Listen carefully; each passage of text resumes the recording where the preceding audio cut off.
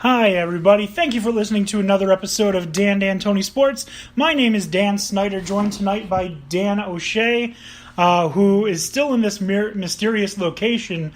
Have no idea where he is. Been trying to locate him for weeks, but apparently he's okay. And we also have Dan Beebe. No Tony tonight, so you know what that means. The 3-Dan band is back together. Yep. Theme song hit. Yeah, absolutely.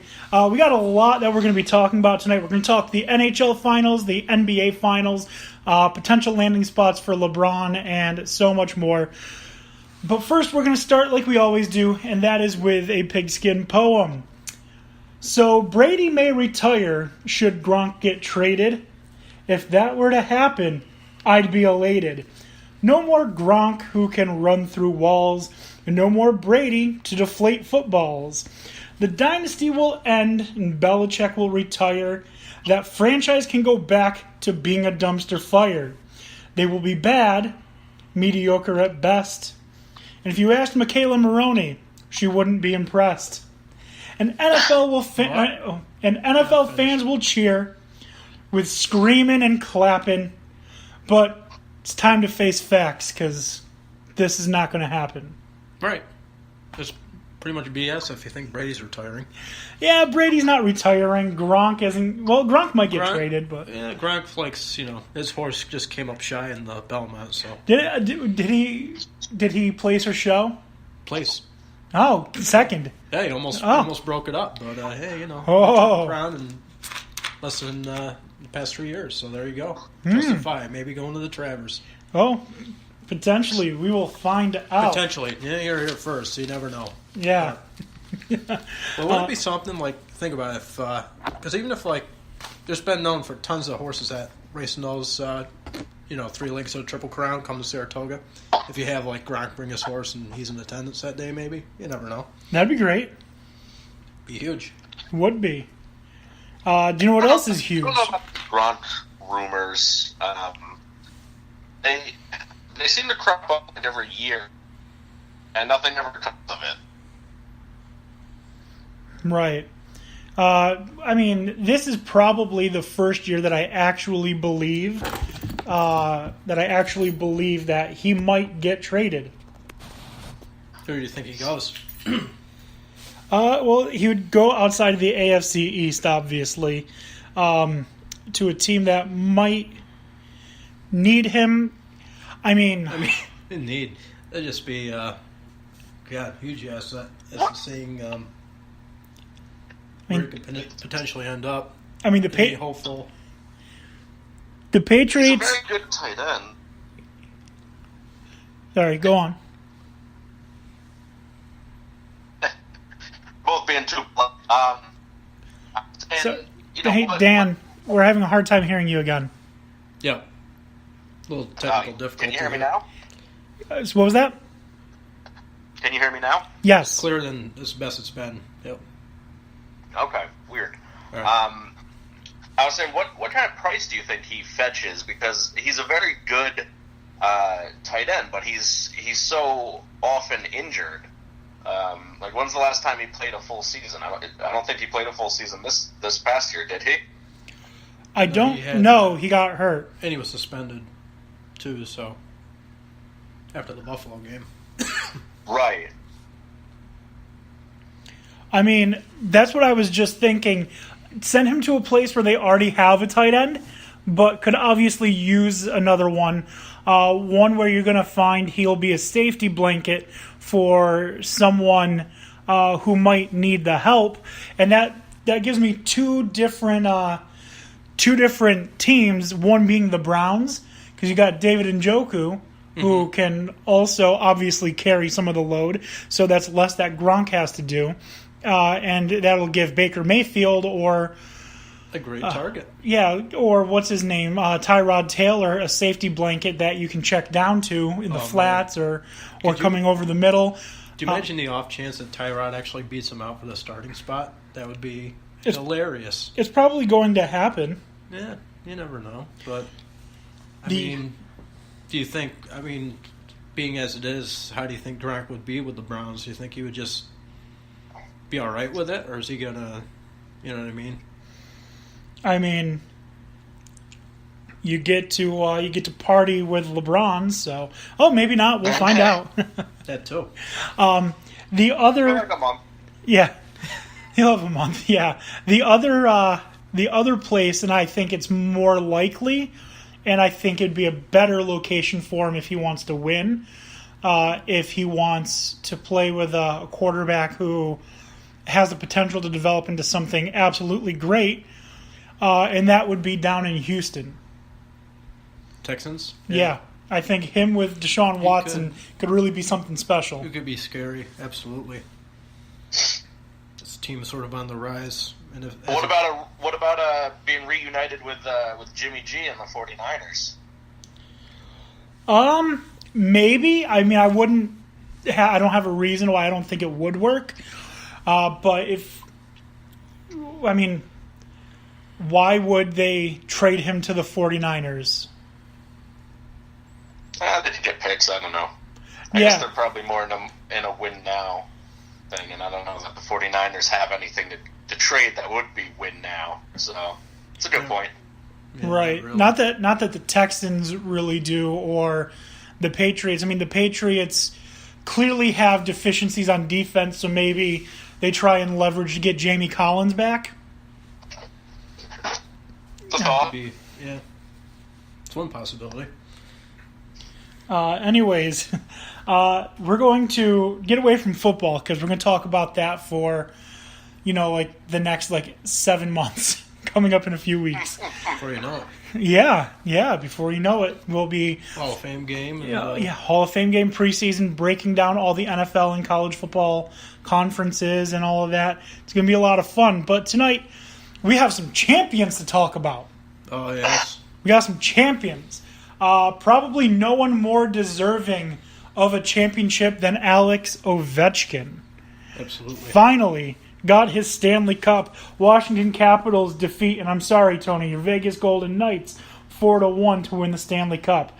So, Dan, you being our resident hockey expert, Dan O'Shea, that is, what went right for the Capitals? What took them from me thinking they were going to lose to Columbus, having a crazy series against Pittsburgh, and then just really taking care of business against the Lightning, to where they just dominated the Golden Knights? Mm-hmm. A lot of things went right.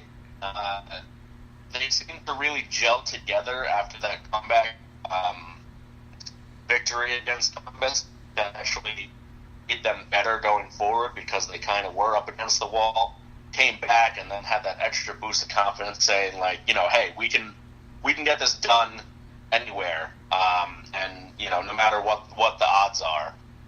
Ovechkin was extremely hungry, especially once they got past the Penguins. He seemed like he was just even more unstoppable than normal. He had this energy about him. He had this. You kind of had the feeling that this is the year. They got past the Penguins. They got past the second round, which they've never done. So this is their time to shine. Great goaltending with Holtby. Defense stepped up with Carlson, and this was, despite being a 4-1 victory against Vegas, this series was not a blowout. One game was. The Capitals absolutely crushed Vegas, and I think it was game 2. It was 4-1.